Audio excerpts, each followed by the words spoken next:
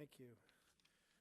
Good afternoon and welcome. I'm Eric Schwartz, the Dean of the Humphrey School of Public Affairs, and we're delighted to welcome you this afternoon for this Humphrey School special event.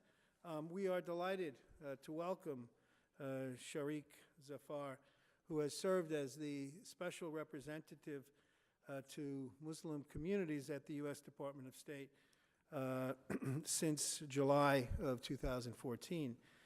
He is responsible for developing Secretary Kerry's engagement with Muslim communities around the world on issues of mutual interest and support of shared objectives in the advancement of American foreign policy. He served as, prior to his current post, as the Deputy Chief of the Homeland, Cyber, and Countering Violent Extremism Group at the U.S. National Counterterrorism Center. Prior to that, he served as Director for Global Engagement at the National Security Council. Before he joined the White House, Shaarik served as the Deputy Chief of the CVE Group at the National Counterterrorism Center. He also was a Senior Policy Advisor in the Office of Civil Rights and Civil Liberties at the Department of Homeland Security, where he led a team that is now known as the Community Engagement Section. Before joining DHS, Shaarik served at the Justice Department as Special Counsel for post-9/11 national origin discrimination, and while there, he led the initiative to combat post-9/11 backlash. He was, prior to that, a civil litigator in Houston, and he's a graduate of the University of Texas and its law school. So what we'll do is I'll invite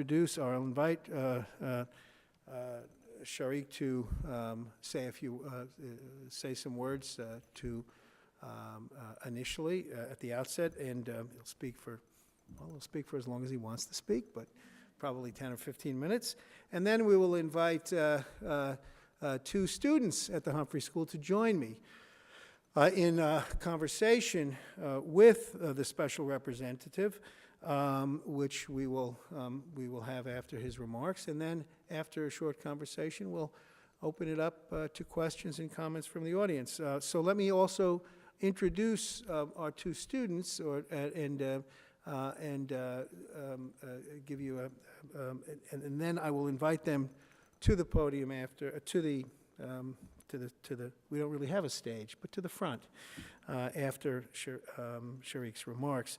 Amal Hassan Warsame was born in Somalia, lived in Egypt before moving to the U.S., and she completed her bachelor's degree at Augsburg College with a double major in psychology and political science. She is a first-year master's student in our Masters of Development Practice program with a minor in human rights and interested in post-war reconstruction as well as refugee and immigration issues. Our second student who will be joining us, Amina Safi, is a second-year Masters of Public Policy student, originally from Damascus. She graduated from Augsburg College with a BA in psychology and political science. In addition, Amina is working toward a BA in Islamic studies at from Al-Maghrib Institute. She has had her research on the portrayal of Muslims covered in the Minneapolis Star Tribune and the Eden Prairie Sun current newspapers. Her activism has been recognized by the Muslim Youth Leadership Awards in 2015, and she has participated in several fora, including fora dealing with the challenge of Islamophobia. So with that, it's my pleasure. Please join me in welcoming Shaarik Zafar to the podium.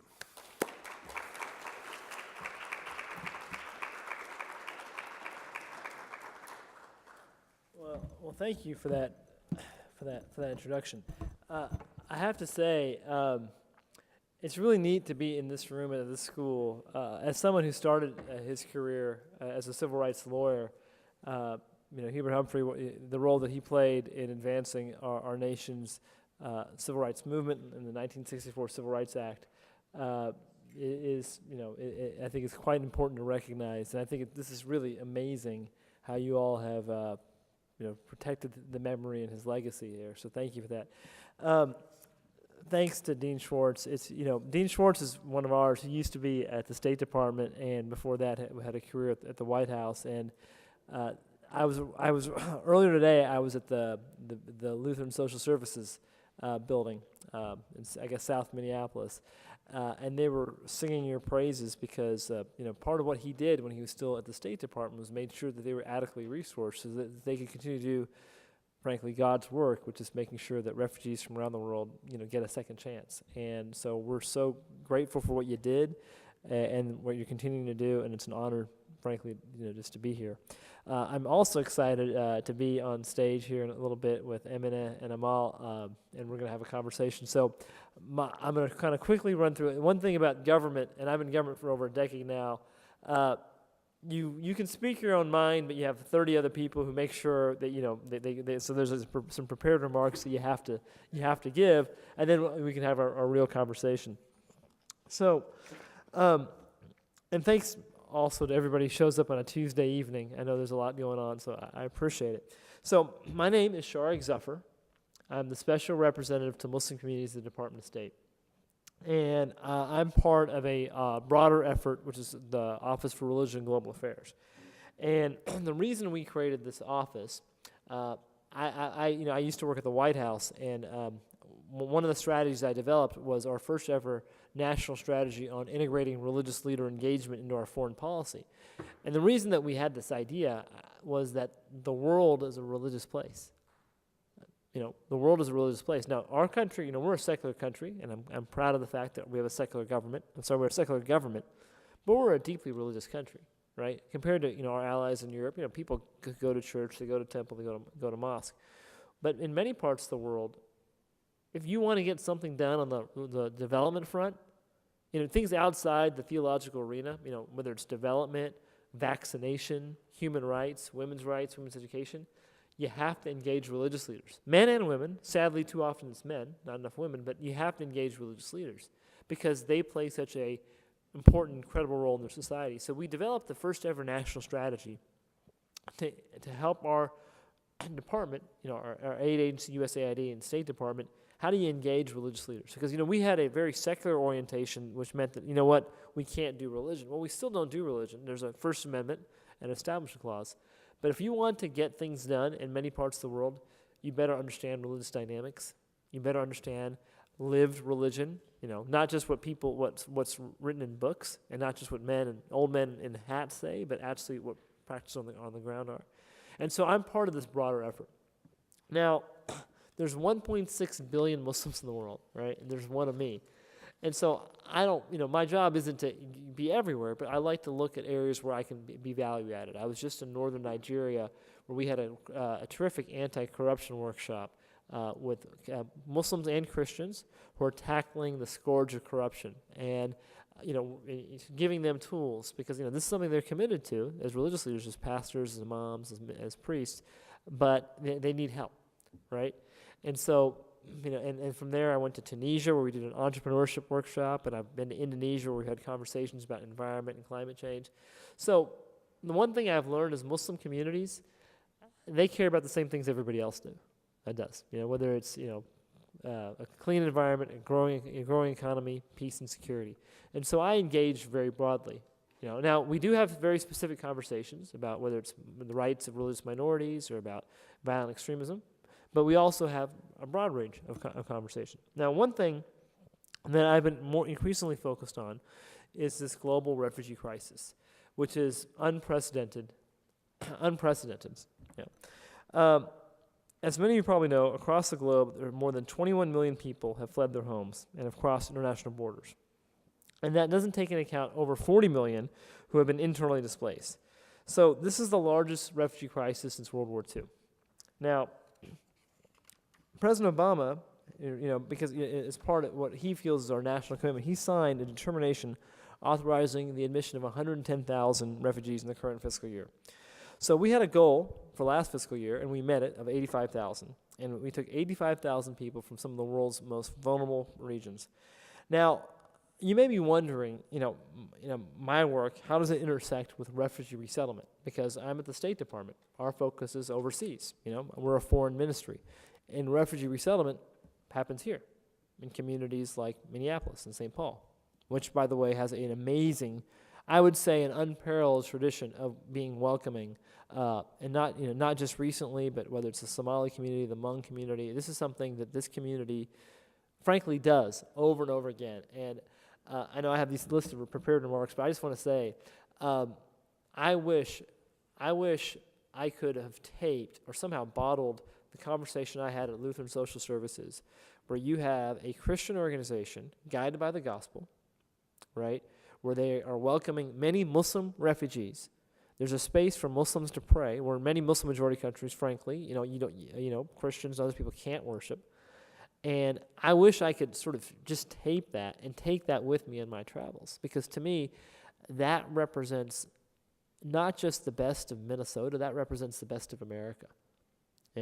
The fact that we protect people's rights to worship, that we welcome the stranger. And I have to say, and we're fortunate that we have a number of faith-based organizations around the country that do terrific work. But I think anybody would be hard-pressed to find a community as welcoming and as frankly, as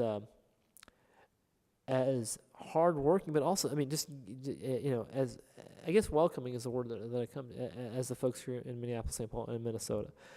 Now, why does the State Department, a foreign agency, work on this issue? Well, it's a partnership. The Refugee Resettlement Program is a terrific example of a public-private partnership. We believe that we do our best work when we engage with faith-based and other civil society actors. To resettle refugees, the State Department works with international and intergovernmental organizations. And there's 9 partner agencies here nationally that are charged with helping resettle refugees. Now, it's no coincidence that 6 of them are faith-based, right? And their offices throughout the United States and overseas help with refugee resettlement and placement. And there's a local network of religious leaders and communities, NGOs, social service providers, schools, police departments. They all work together, and it's a real partnership to make refugee resettlement possible. And it's a whole society collaboration. It really is. And to my mind, it's one of the best yet woefully undertold stories about where government working with civil society and the private sector really helps transform lives and gives people a second shot. Now, and it's a story that we need to tell over and over again. Now, speaking of stories, one of the efforts I've focused on is storytelling. Whether it's combating groups like ISIS or Al-Qaeda that pump out narratives online 24 hours a day, 7 days a week, propaganda, aimed at our young people and young people around the world, claiming that there's that there's a war on Islam. And let me tell you, if there's a war in Islam, you know who it's being fought by? By these terrorists that are killing more Muslims than anybody else, right? You look at the majority of victims of terrorists, they're Muslim, right? And so they're using a type of storytelling, propaganda, right? Well, the best way to combat a bad story is with a better story. So one thing that I've done is worked with experts in the media sector and Hollywood to help. Now, Arabs, Muslims, South Asians, Somalis, we have a story to tell. We have the stories. That's part of our tradition, right? But sometimes we need help telling the story, right? Understanding how social media works, understanding modern communication. So that's been a big effort of mine. Now, I believe stories not only reflect a society's norms, I believe that stories can change norms over time, for better or for worse. And one of the most pernicious stories out there right now is that refugees, individuals and families fleeing war and persecution from absolutely desperate circumstances are a threat and should not be welcome. This is despite the fact that refugees, if you look at all, I'm a former counterterrorism guy. I worked in the intelligence community, right? I worked at Homeland Security and the National Counterterrorism Center, and I know that refugees receive the highest level screening possible. And as President Obama has said, that slamming the door in the face of refugees would betray our deepest values. We're a country that's welcomed the stranger over and over again. Now, And so in addition to the standard refugee screening process, of course, there's a recent phenomenon of Syrian refugees. And Syrian refugees also complete. A lot of people don't know there's a special process that are particular to relevant to the particular conditions of Syria. Now, the U.S. refugee admissions program has always relied on strong local support, and American communities around the country continue to open their doors to welcome the world's most vulnerable.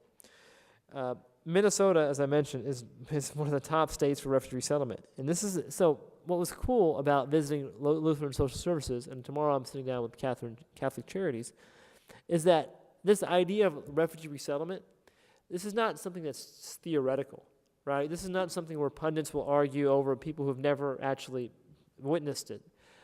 The social service providers that I'm meeting with, I do this over and over every day. Now, one thing that we've learned is that there are these competing narratives, this pernicious story that refugees represent a threat.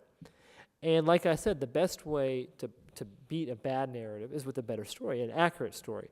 So recently, during the UN General Assembly, the president, because of the global crisis that we're facing, the president had a leader summit where he brought together numerous foreign leaders, and they actually doubled their commitment to welcome refugees, which was terrific. One event that we did on the side of that is we had an event about highlighting the narrative of both refugees and refugee social service providers. And the idea is simply this. Right now, these social service providers, whether they're overseas or here in the U.S., they're busy doing God's work. They're using every dollar they get, and they're stretching it as long as possible to give people a second chance.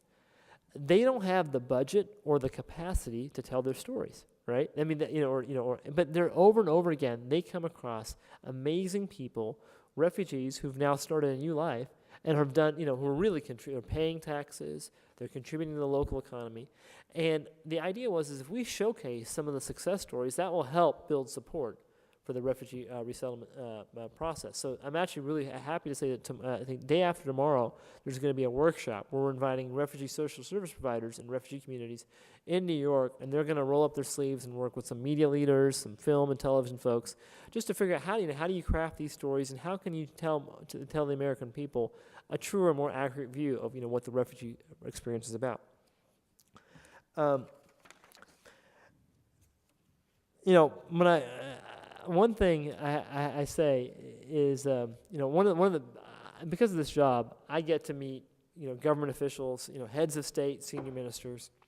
I get to meet religious leaders, men and women. I get to meet civil society leaders, and it's terrific. It's a real privilege to represent the United States.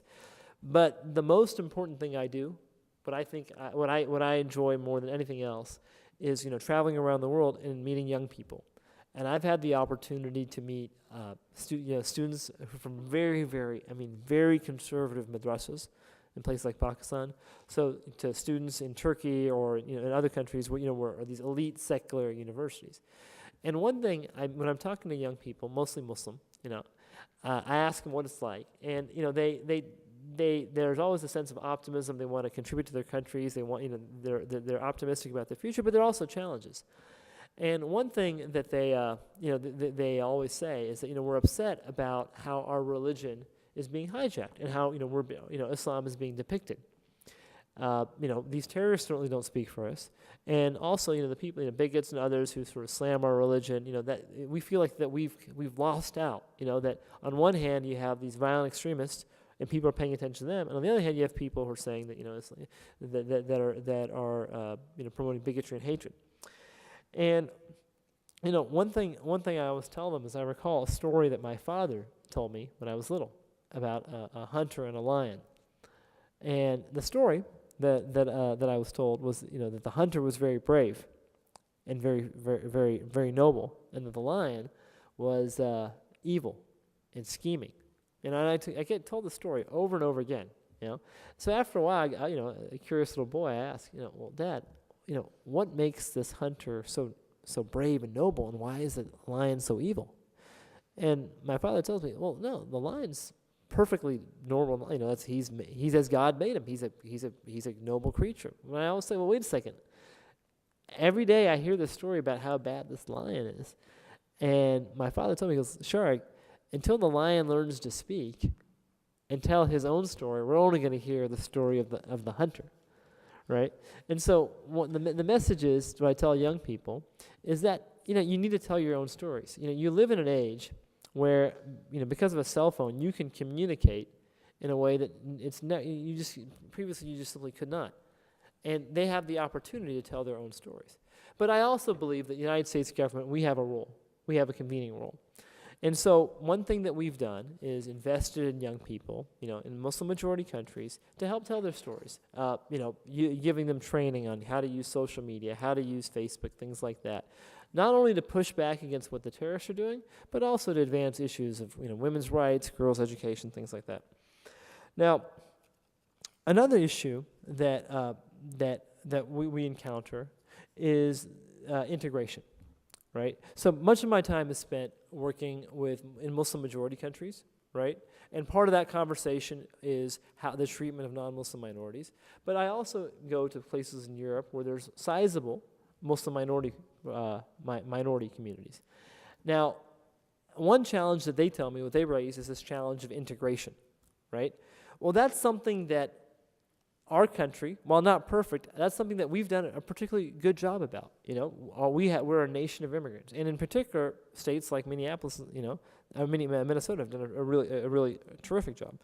So one lesson that I've learned is that's helped me, and it's kind of why I'm here today, is that part of my job isn't so much coming up with my own ideas, but really raising up really amazing models that we have in the United States. So, for example, I took a delegation of civil rights activists and community organizers to France and Belgium because they're struggling with these issues.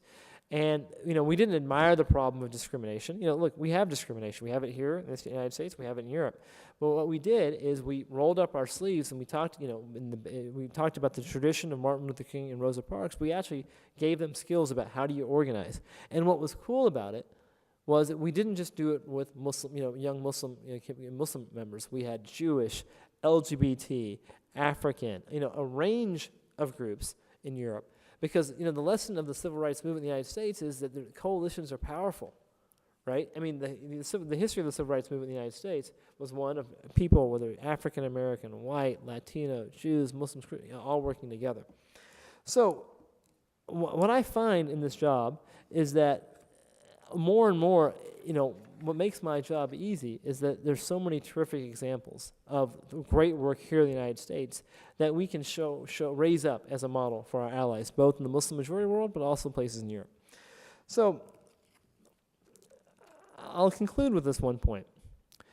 As I have a funny tale. I grew up in Texas, so forgive my accent. And when I was leaving Texas to come to D.C., I was told that Washington's a different place, and there's this great line in The Simpsons when Ned Flanders is he's dating a movie star, and she's like, I've never met anybody like you, and he goes, well, I come from that part of the country between New York and L.A. known as America, kind of like Minneapolis, and certain Texas really fits that bill too. And I was told that look, in Texas, is different. And I go, what do you mean? Well, in Washington, the shorter your title, the more important you are. Senator, president, and so my first job in government was the special counsel for post 9/11 national origin discrimination. You had to use a magnifying glass to read my business card. And now I'm the special representative to Muslim communities. Now, given this election season, right, and you can imagine when I travel around the world, what I get asked about. Every taxi driver, I was just in Dubai, every single one, I took like 10 trips, they all want to know what's happening in the election. So you can imagine what I get asked about. And there's no doubt when you asked about, questions of bigotry and hatred and things like that, you can't spin it. You have to acknowledge and say that, look, in the United States, while I'm a very proud American, yeah, we have that. But I also make the point that whether I'm in South Asia, in the Middle East, or North Africa, Sub-Saharan Africa, or even Europe, that, look, you have racism and bigotry here too. Sadly, that's part of the human condition. But what I talk about is leaders like Martin Luther King and Rosa Parks and our civil rights movement. I talk about the fact that we have civil rights laws that aren't just on the books, but we actually implement. So when I was a DOJ lawyer, a little girl wanted to wear her hijab in Oklahoma, and her school said she couldn't, and we sued them, and we won, right? Because in the United States, when you leave your house, your religion goes with you, right? Unlike other countries, right? But I also talk about the fact that examples like Lutheran Social Services, where they're it's a Christian organization helping Muslims. There was in Louisville, Kentucky, home of Muhammad Ali. There was some anti-Muslim graffiti on a mosque, and I tell international audiences that the response of the local community was they came together, the interfaith community, Christians, Jews, and and cleaned it up. My home state of Texas, there was a little boy that was saving up for an iPad. And there was a mosque in his community that got vandalized, and he was so heartbroken, he took his piggy bank to the leaders of the local mosque and gave it to him, and they were so touched. They bought him an iPad. Now why I'm a diplomat, right? I work on issues like international trade and human rights and countering extremism, right? Why am I sharing these stories, right? This is not a policy conversation I'm having, because I'm sharing these stories because they represent what I believe firmly is the truer, more accurate vision of America. And it's important when all you hear is a 24-hour news cycle, people imagine a certain view of America. And ladies and gentlemen, how people perceive us, it impacts us. It matters, right? And it matters in terms of trade and jobs and our security. Right? And I wish more and more people around the world could see, what I see every day, which is the best of America. So, look, every day I come to work, and it seems like the world's on fire. We have a global refugee crisis, we have a terrorism challenge, we have other challenges. And it's easy sometimes to despair, and get frustrated. But what motivates me are trips like this. When I get to have an opportunity to share what I think is really the best of my country. So one thing that I'd say is I'll conclude with 4 words. We need your help. Frank, we need your help. Right now, there's a lot of bad narratives about our country, that we don't respect religion, that we don't respect Islam.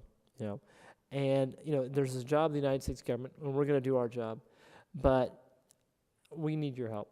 American citizens every day, you have the opportunity here to send a different message about what America is. And so that's why it was so nice when Dean Schwartz extended me this invitation. I took it up because this institution in particular, and what you've done over the last 30 years, I think typifies what it means to be a citizen diplomat. So those are my remarks. Now I'm very excited to join the stage with Emine, and Amal, and Dean, and let's continue the conversation. So thank you so much.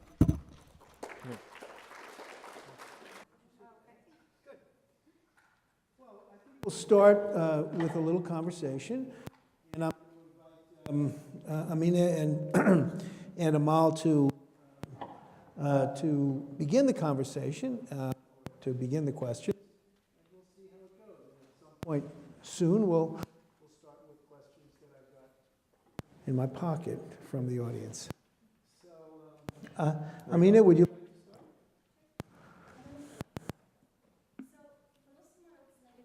Not about the failure to communicate, but rather a frustration of U.S. policy, especially foreign policy.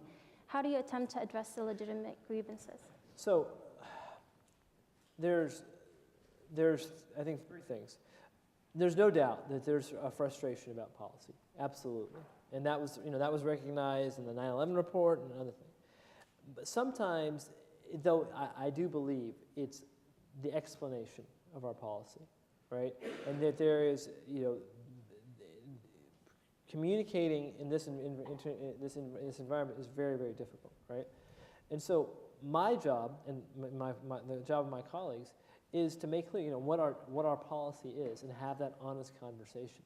Right, and it can be very difficult at times because whether it's views in the Middle East or or other policies, people there's strong objection to that. But you explain that, look, we're a democracy. There's a reason. There's a reason why we have 3 branches in our government, and this in our policy generally reflects the views of the American people, right? And there's absolute frustration at times about that. But oftentimes, when you sit down and explain, okay, this is what we're doing, I find that we can actually move the needle forward, right? But one thing I'd also say, I mean, I recall I was in a madrasa in Kyrgyzstan in Central Asia, and this is in a prior role, but this is during the war in Iraq. And I was there to talk about civil rights and human rights, and they didn't want to hear about it. There was immense frustration about the war in Iraq, and that's what they wanted to talk about. And that was not my role, but I was there as a U.S. government official, and so I did the best I could. But I mean, what I would say is that there was value in showing up, right? There was value in just showing up. People were frustrated. They had a chance to vent, but. I'm not sure. Sometimes you change minds. Sometimes I don't think I changed any minds that day. But one thing, what they said was, we disagree with you, and we haven't changed our minds, but we respect the fact that you showed up and you talked to us, because it's not, they go, our government's never given us the chance to hear from them, right? And so I do think that your point's well taken, right? But, and I understand that there are sometimes frustration of our policies. I do think that oftentimes they're not, these aren't accurate representations, but I still think that there's value in just showing up and engaging. Amal? Okay, so my question is regarding, you talked about kind of telling your own stories or sharing the successful stories of Muslims around the world, but my question is more regarding domestic as well as international. So the biggest setback to Muslim communities, families, and individuals is media perceptions or the rhetoric that happens within the media. Whenever a situation or a crime happens with a Muslim involved, the word Islam or Muslim is put in front of whatever the person did, like a Muslim terrorist, da-da-da. So what is your office doing to change this kind of narrative? You might not be doing anything, but, and also like kind of the media as an institution, not only showing individual perceptions, which if the media as a bigger institution is creating these kind of rhetorics, it kind of flips that whole script backwards. So I hear this a lot. Now, I should say that in prior jobs, I had a domestic portfolio. My portfolio is exclusively overseas right now, and that's important because in the State Department, here we're just talking about my work and it's entirely appropriate. But, our job, part of my job is to influence and engage, foreign audiences. I don't direct any of my efforts domestically, right? But this issue, in a previous job, and certainly now, people talk about media depiction and things like that. Right now, there's a parliamentarian, a European parliamentarian, that's being charged essentially for saying anti-Muslim rhetoric, right? I think that's wrong, right? Because I believe in the First Amendment. I believe in a free and open press. I think the best way to combat bad speech is more speech, right? And so it's hard, right? Because sometimes sometimes the media gets it right, sometimes they don't, right? But I think the best way is to is twofold. I think governments, we have a responsibility to reflect accurate views, but I also think citizens also have the opportunity now, more than ever before, Amal, to craft their own story. So look, anti-Muslim sentiment. I'm a father. I have 2 little girls. I care about. This is an issue that's not just professional for me, it's personal for me. And after 9/11, President Bush went to that mosque and he made some very strong statements at a very crucial point in our nation's history, and that was important. I was in the room at the mosque in Baltimore when President Obama spoke, and he talked about the fact that Islam's been part of the fabric of America since, frankly, our founding. It's a story that people don't know about. But he reached out to young people, and as a father, he was talking to young American Muslims. And he was like, okay, for those of you who are wondering, where you fit in, let me tell you, you fit in right here. You're not Muslim or American, you're Muslim and American. So look, government officials, the president on down, Secretary of State, we have a duty to set the tone, right, and to engage. And the media hopefully will cover what it covers. And the depiction of Arabs and Muslims, sadly, has not always been favorable. I'm optimistic because I see more and more, television and things like that, where you see more representation. People, wearing the hijab, and that's not even an issue. That's just kind of part of the background, which I think is actually better. But what I would say is, it goes back to the story of the hunter and the lion. You have to tell your own story. if you sit around and waiting for other people to tell your story, they may not get it right. They may even be intentioned well to do it, but they'll get it wrong. And it's not ideal, but to me, the best way to handle this stuff is certainly not to ban speech, but really to empower those people who have a story to tell and tell them. Follow up on Amal's question, and then I also want to get back to the question that Aminat raised, but Amal's question also gets to the question, the issue that you alluded to, which is domestic versus foreign. Right? Your job is engagement with. Oh, it's not working now? It's coming in and out. Oh, okay. Your job is, hang on just give me about 5 minutes. They'll just take it off. Your job is engagement with communities overseas. And, but you have to recognize that what we say domestically impacts how how the United States is perceived internationally. Absolutely. So absolutely. I've got a general question and a specific question. The general question is, how do you deal with that issue? And the specific question is, would you, for example, have a view on whether our public officials should be using terms like radical Islamic terrorism, which has become a source of debate within our own political system and our election campaign. So, so the first question, let's see. So can you restate the first? How do you deal with the fact that Okay. the nature of the political debate Right. in the United States, the domestic debate, impacts how the United States is perceived overseas? Well, look, there's no question that words matter, right? Now, and I make it very clear. We're a nation of laws, and it's not appropriate. I certainly don't comment on particular candidates, parties, things like that. But the question of the election comes up. Like it comes up, given my title. That's both government officials to taxi drivers and everything in between. It comes up. And the way I answer it is, kind of how I just said that. Look, you acknowledge it, but then you talk about our tradition, our laws, and American civil society.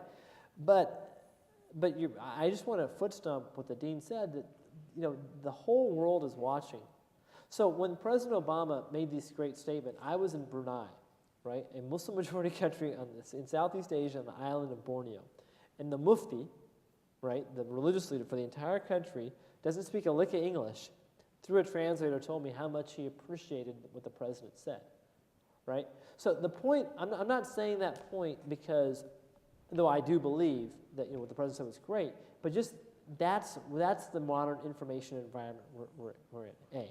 B, there's no question, and you talk to our intelligence officials, security officials, that terrorist groups are using anti-Muslim rhetoric to advance their propaganda, right? There's no question, right? That's happening, right?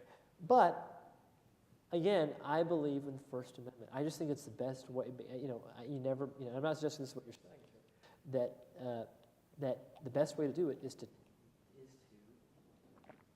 tell better stories, tell truer stories. But there's no question what happened here impacts our interests around the world. We're not like every other country.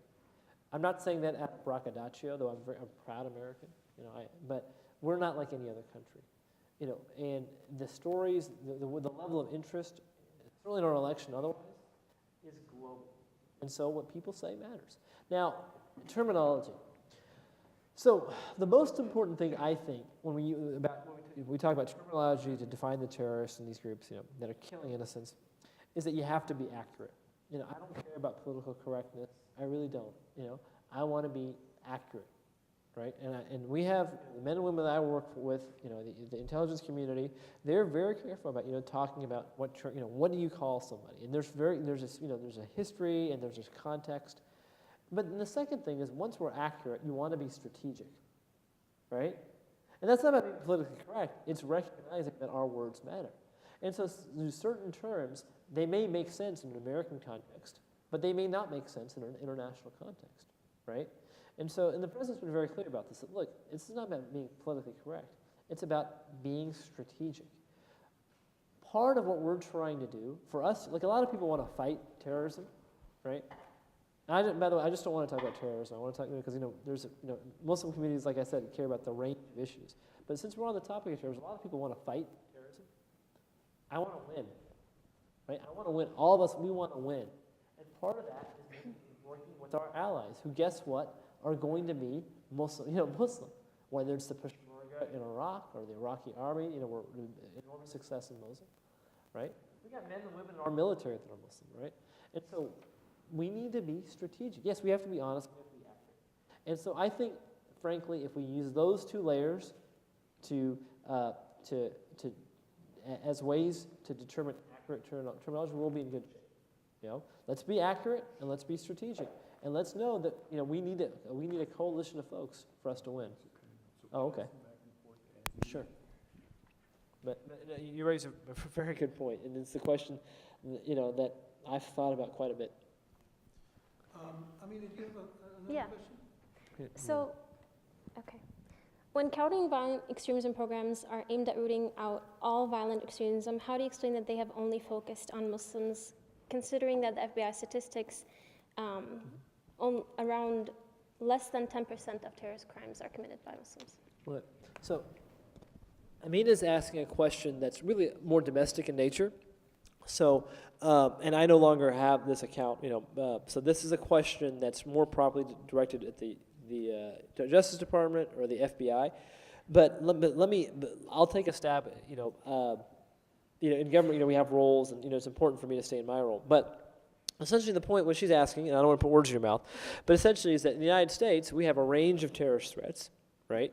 And so, why are countering violent extremism programs, CV programs, targeted at a specific community? Well, first, I want to agree with you emphatically that yes, we do not have the luxury of a single type of threat. If you talk to local law enforcement and the FBI, this is them. This is not me at the State Department, but we have a range of threats from left wing, right wing, eco-terrorists, and also people who claim to be acting in the name of Islam. Absolutely. Period. Full stop. Right? So sadly, we have a lot of threats, right? Now, with respect to CVE programs, I think part of the challenge is that everything under the sun gets thrown under this rubric of CVE, right? So to me, and I used to do this stuff, right? The basis of a CVE program is just informing parents, informing religious leaders, informing communities. So for example, one of the programs, and I can talk about it because I developed it, was a community awareness briefing. And the idea is right now, you have sexual predators that are targeting young people, pedophiles, right? That's what they're doing right now on the internet, right? Now our response to that is not to blame the family, right? It's not to blame the community, right? But you want to inform the parents. Right? You want to say, hey, look, this is what's going on, right? And so internet safety now is being taught in schools. Why? Because there's a threat, right? And who are you targeting? Well, the programs are targeting young people who, frankly, need to know how to surf the internet. It doesn't mean the internet is inherently bad or these social media platforms are inherently bad, but rather bad people are using them, right? So in the context of CVE, one program that we developed, and it was, one thing that I thought was perfectly, absolutely the right thing to do was a community awareness briefing. What we did is, look, I have all sorts of top secret clearances and things like that, so we see this stuff. The average imam or the, American Muslim mother or father aren't going to these terrorist sites, and that's, they're doctors or lawyers or business people, and what we wanted them to know was how easy it was to access this material, right? We didn't blame them, right? They're not the problem. But their young people, our young people, were being targeted, right? So to me, I don't find that objectionable even a little bit. That's just raising awareness. You want to know if young, people, bad guys are targeting your young people, right? Now, there are other aspects, and this is where I need to stop because this is no longer my focus, where issues of law enforcement, how we conduct our investigations, things like that, which are under the jurisdiction of the FBI and the Department of Justice, where people have issues with. Right, and we can talk about that. And there's a lot of these tactics have been used for decades to talk against organized crime and the mafia and things like that. And there have been new approaches.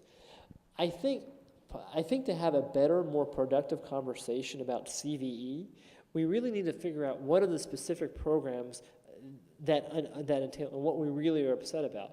Because to me, really the heart of a successful CV is just informing people about what the threat is. Now, with respect to the other threats, I kind of view it as like a house. Like, look, a house, the plumbing needs fixed, right? And the carpet needs repair, right? Well, you need to do both, right? And so just because, I say, well, I got to fix the plumbing. Well, you say, well, yeah, but what about the carpet? Well, yeah, you got to do both. And what I would say is some of these other threats, if you talk to, and I have talked to these colleagues in the Justice Department and the FBI, it's not like they're not doing anything to address, right-wing, left-wing eco-terrorism. They're doing, they have a responsibility to keeping all of us safe. Some of the approaches that they're using would not necessarily fit under a CVE framework, right? And so that's kind of the challenge, is people feel they're being singled out. I really can't answer anything beyond that, right? Because I think that's really under the purview of the Justice Department and the FBI. But what I would say is that I'm familiar with the critique, and I think I think this is an area that's ripe for more conversation, more dialogue between communities and government. But I think to make it really productive, let's be very specific about specific tactics or specific approaches.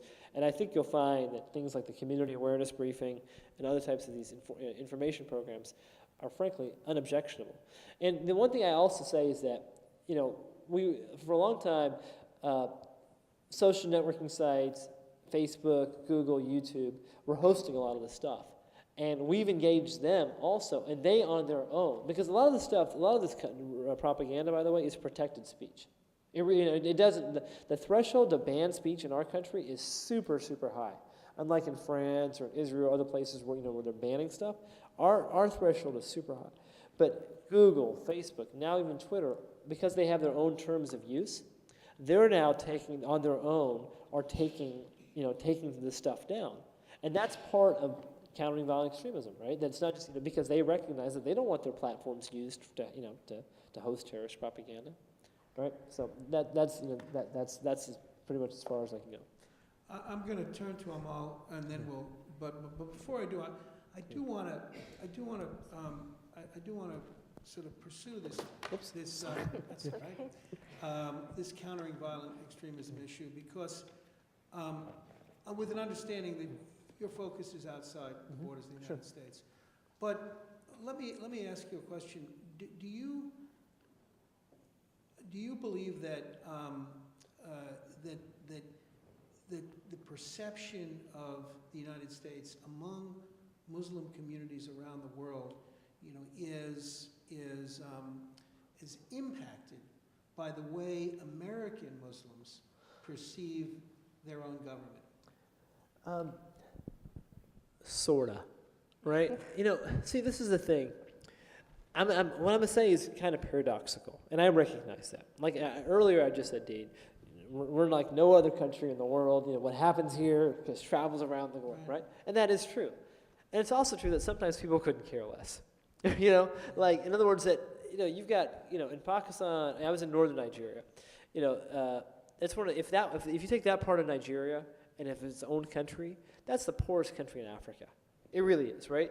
And so they have enough on their plates, right, that unless a story really, really busts open, like if you've got Quran burnings, for example, things like that, and let me tell you, with these Quran burnings, I've talked to 3-star generals about how our boys and girls overseas, their security is impacted because what a pastor does. Now, I'm not saying he doesn't have the right to do it. He does.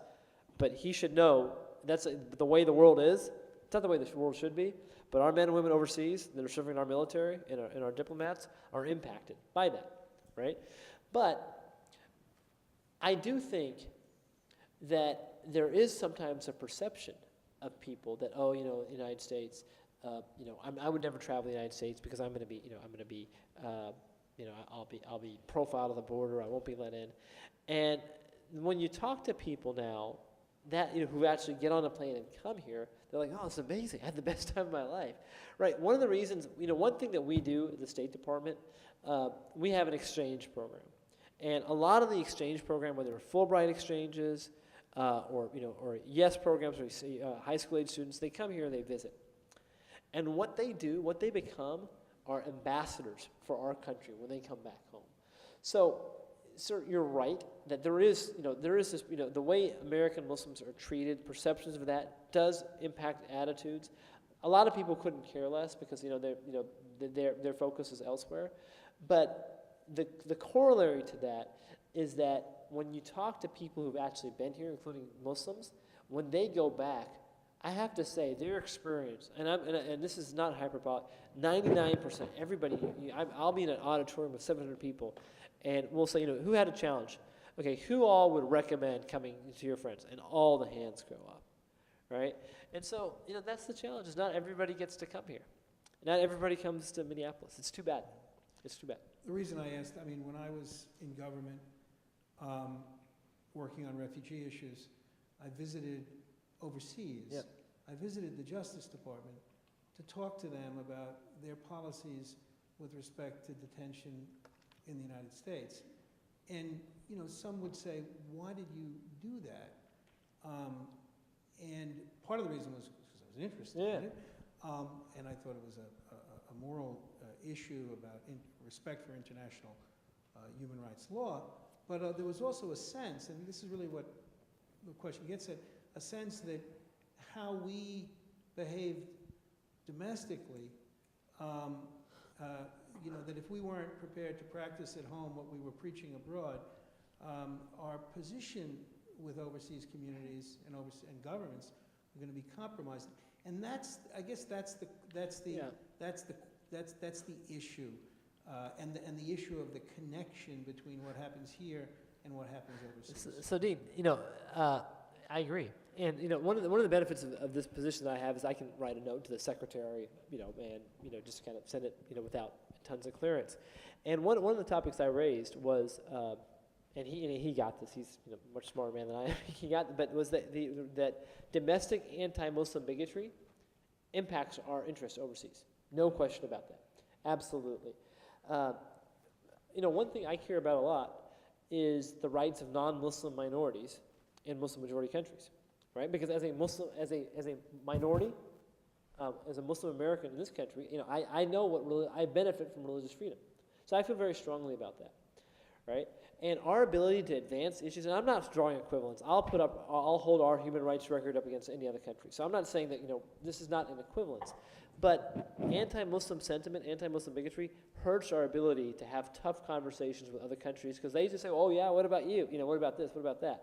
Now, look, there's no equivalence. I'm very proud of our record, but it hurts my efforts diplomatically. Guess what? This is not the first time in our nation's history we're dealing with this challenge. One of Secretary Kerry's predecessors, John Foster Dulles, dealt with the same issue because we were dealing with segregation. How could we be the leader of the free world in the fight against godless communism, right, when we were dealing with segregation? That impacted our foreign policy. Well, now, this is not the same level. I'm not drawing equivalence, right? So please don't mistake, what I'm saying. This is a different situation. But there's no question that our adversaries or our enemies, right, will use whatever they can, right, to say that we're hypocritical, that we're not true to our values. And it's important, that our government and our citizens work together to make sure that's not the case. This is a challenge. But I think, the thing is not to always be defensive about it, is to really raise up examples. I tell the story because a lot of places in many parts of the world are surprised, oh, there's Muslims in America, or there are mosques in America. And yeah, there's lots, And I tell the story that, I'm on the 7th floor of the State Department. That's where Secretary sits, right? All the Muslims on every Friday, if we want to pray, There's a space set aside, and that's true. Christians, Jews, people want to meditate. There's a room. I walk down 4 flights of stairs, and we have Friday prayers, right? Newt Gingrich, former speaker, Republican Speaker of the House, when he was Speaker of the House, how many years ago it was, he created a room for Muslims to have Friday prayer, right? That was, Newt Gingrich did that. So this is something that's bipartisan. We're a religious country, and that includes respecting the rights of all religions, including Muslims. And that it's so important to raise these specific examples. The challenges are just one of me, right? And you just you feel sometimes like you're swimming against a storm.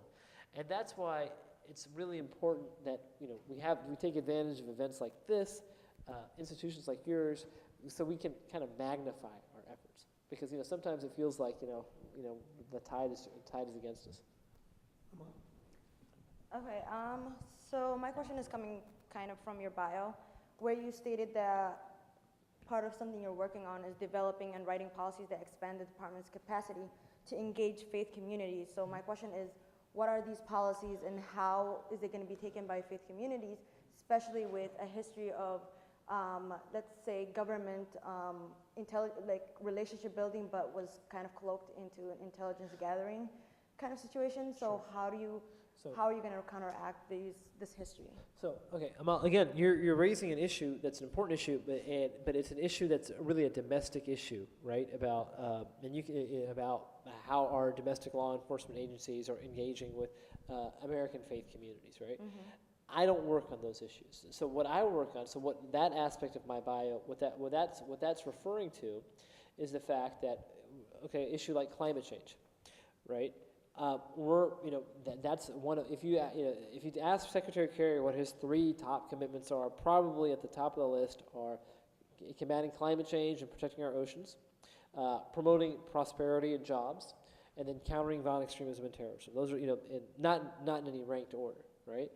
And on the climate front, one thing that we've recognized is that the power, the moral authority of religious communities, religious actors around the world, including the Pope, for example, to help us, carry momentum to protect our environment. Anti-corruption.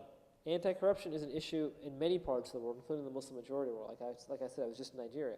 So we have done 2 workshops, one in the south of Nigeria with mostly Christians, and one in the north with mostly Muslims, because these are faith leaders who care about their economy and the fact that money is being siphoned off. There's a statistic. When I was in Nigeria, PwC, which is a big accounting firm, they came up with a statistic that said that if the level of corruption of Nigeria could just get reduced around to the country like Malaysia, for example, it would add $500 billion to GDP by the year 2030.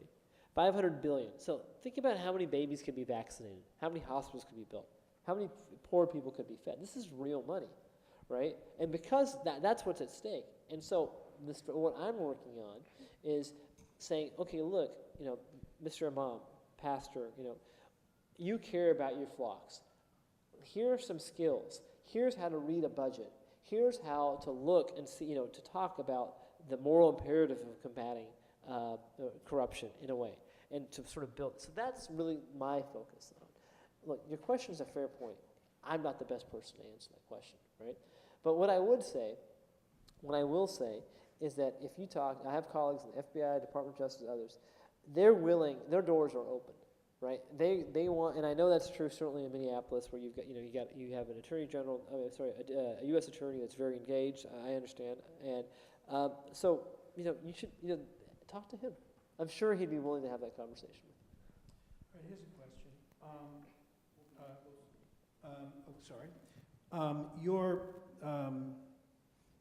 Your job is presentational, explaining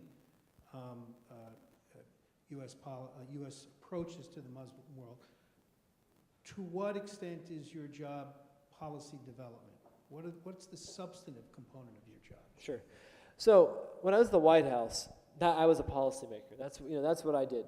We developed the first ever national strategy to combat violent extremism in the United States. We developed the first ever national strategy to integrate religious leader engagement. So that was hardcore policy development, right? And so that was the focus. And it was there's an interagency process. And Dean, back when you were assistant secretary, where you had DOD, Department of Defense, USAID, State Department, FBI, Justice, and it's like herding cats and building consensus. And that's the sausage, it's how the sausage is made. This job, in terms of substance, it's much more, because my job is, there's three aspects to it. One is diplomacy, so engaging foreign governments, right? And that's, whether it's a minister, sometimes a head of state, rarely, because, I'm not that senior, but sometimes, a minister, and it's, having that conversation, whether it's about human rights or it's international trade or, anything in between. Part of the job is programmatic. I don't have a lot of money. I'm not a funding office, but we do programs, where we fund programs. And then a lot of it is public diplomacy, right? Engaging people, right? And that's the thrust of it. With respect to policy making, my real value added is that it's really a question of inches, not miles. So when a policy comes down, let's say we're worried about how a particular country is peddling its influence and we want to do something to stop that or to counter that, right? I'll have a chance to weigh in, right? And sometimes it'll be, okay, let me, it's a, you should know this, or you should know that. It's not that my job's not substantive, right? It's just that where I'm needed most is really engaging foreign governments, engaging foreign publics. That's, and it's not that policy making is not important. I've done it, and I'll probably do it again. But right now, I think what we need, we've got plenty of smart people that are developing our policies. I think we need some help explaining our policies, both to governments and to foreign publics. Here's a question that I'm going to retool a little bit, because the question is how much would you say you have been successful in conveying your message to other sectors of the government? And the question is saying, like the National Security Agency. I guess the way I would modify this question a little bit is, what is your message to the other sectors of government? To me, that's the first question. And then, how successful have you been in conveying it? So, in previous jobs, I coordinated all the different departments, on a particular problem set, whether it's countering extremism or religious leader engagement or development. And so then I had a bully pulpit, because I was at the White House, for example, where they had to show up, right? And I said, okay, this is what we're going to do.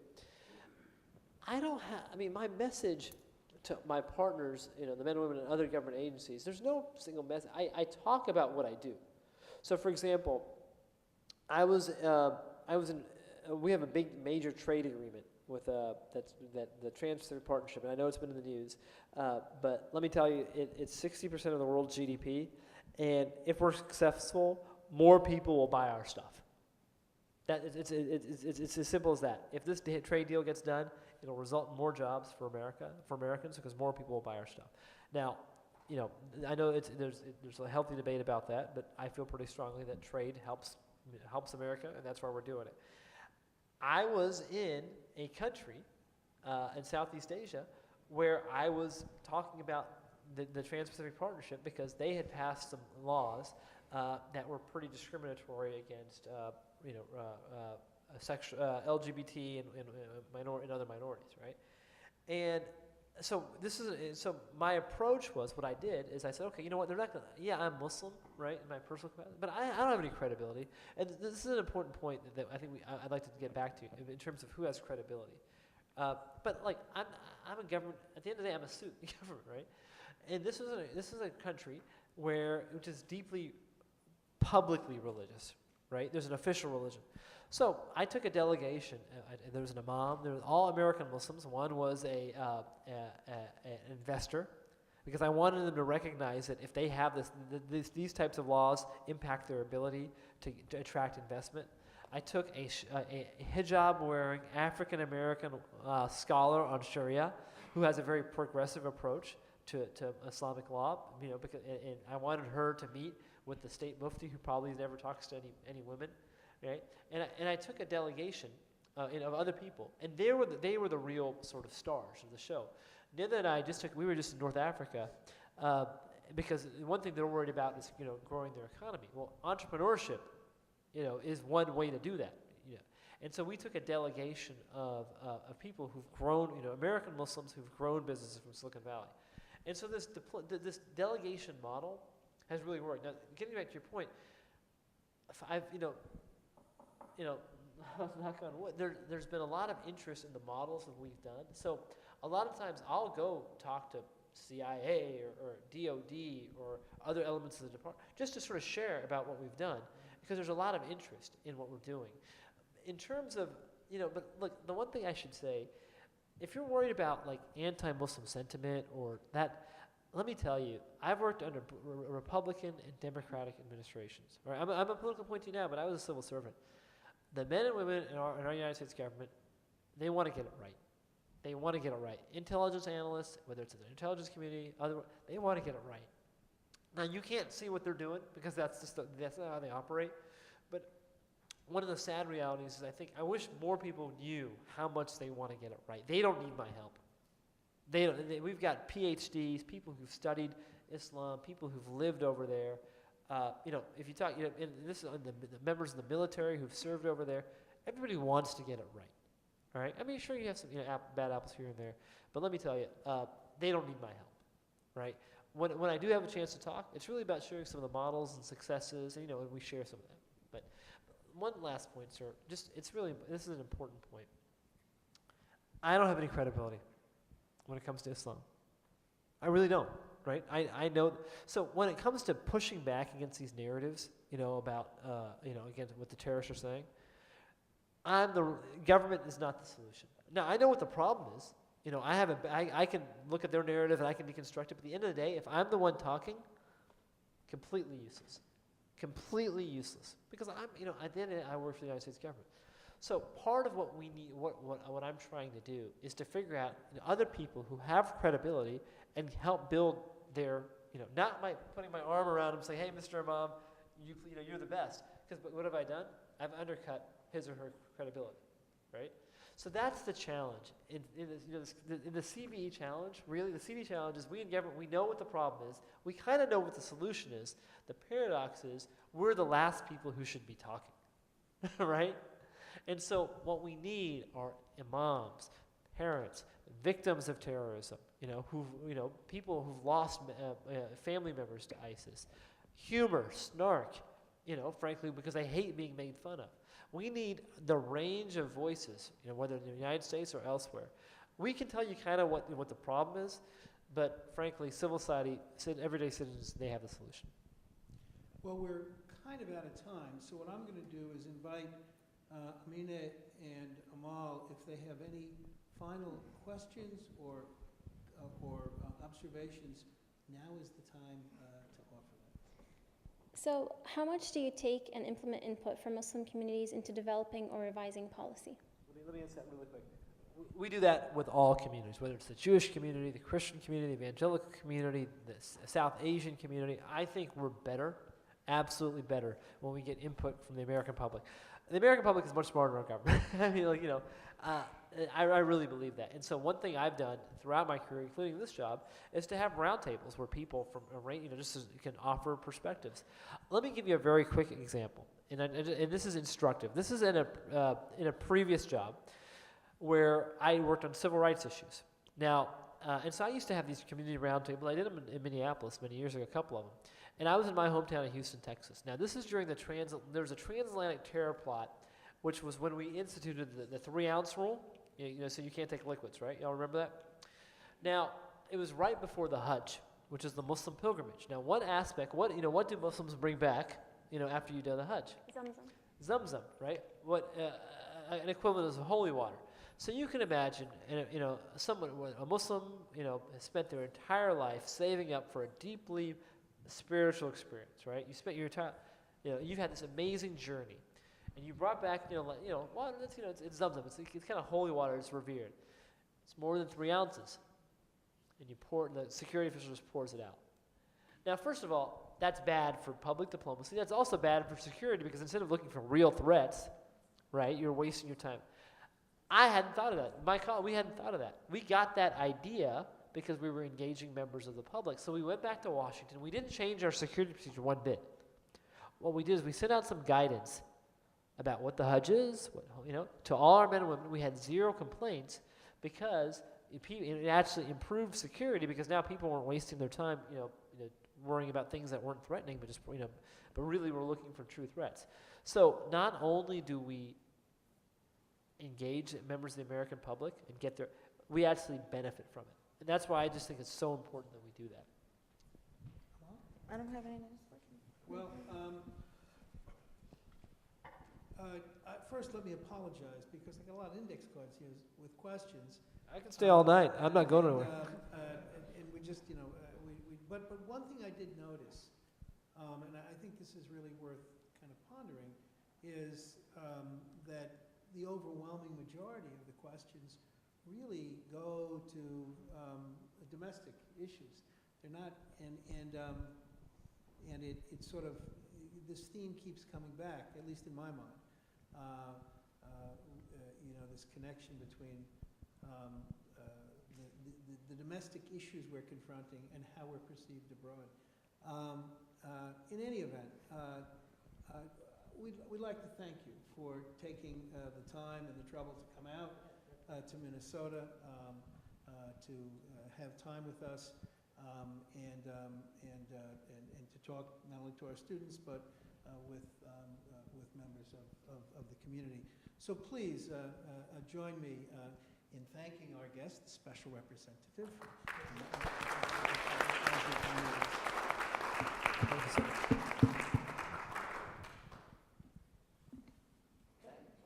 much.